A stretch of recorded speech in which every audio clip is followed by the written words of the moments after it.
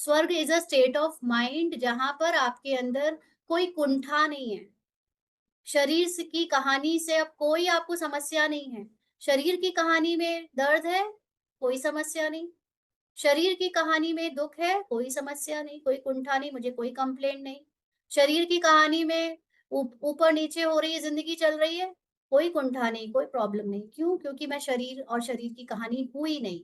जब आप उस स्टेट ऑफ माइंड में पहुंच जाते हो, देन द स्वर्ग इज क्रिएटेड इनसाइड यू, और आप उस स्टेट ऑफ माइंड के मालिक हो जाते हो। अब आप उन संकल्पों के मालिक हो जो एकदम हाईएस्ट कॉन्शियसनेस के संकल्प हैं, है ना? तो जानते हो, भारत बहुत ऊंच देश था। भारत के लोगों की सोच, एज अ फिजिकल बॉर्डर वाले भारत की सोच, लोगों की सोच आध्यात्मिकता में इतनी ऊंची थी, इतनी न्यारी और इतनी संपन्न थी।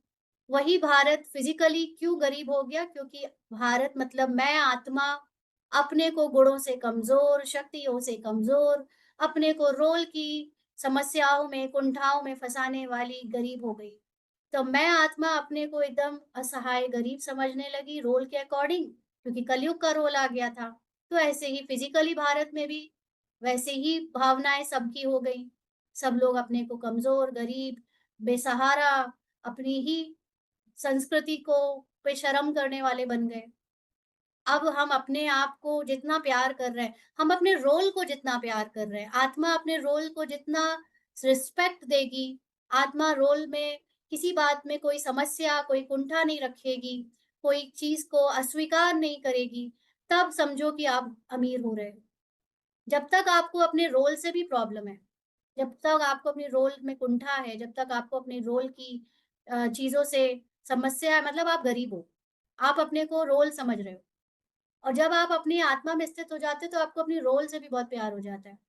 और क्योंकि रोल से एक आप आत्मा को प्यार हो जाता है, तो बाहर के लोगों को भी, जो फिजिकल भारत है, उस फिजिकल भारत में भारतवासियों को भी अपने देश से प्यार हो जाता है।